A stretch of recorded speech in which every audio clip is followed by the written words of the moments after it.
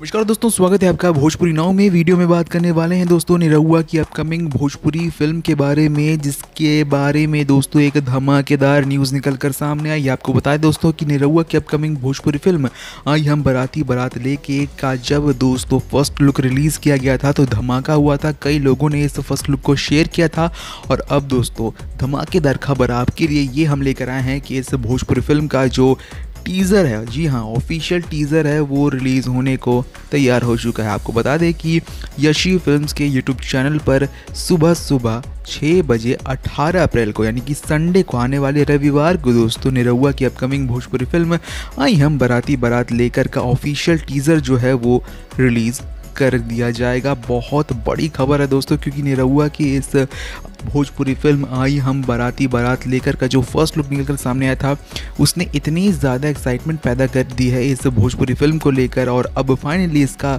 Official teaser release होने को तैयार हो चुका है यशी फिल्म्स के यूट्यूब चैनल पर सुबह 6 बजे आने वाले रविवार 18 अप्रैल को। तो इस वीडियो के टीज़र को यानी कि इस भोजपुरी मूवी के वीडियो टीज़र को कितने व्यूज़ मिलते हैं दोस्तों, ये तो अब उसी दिन मालूम चलेगा जब ये वीडियो टीज़र रिलीज़ होगा।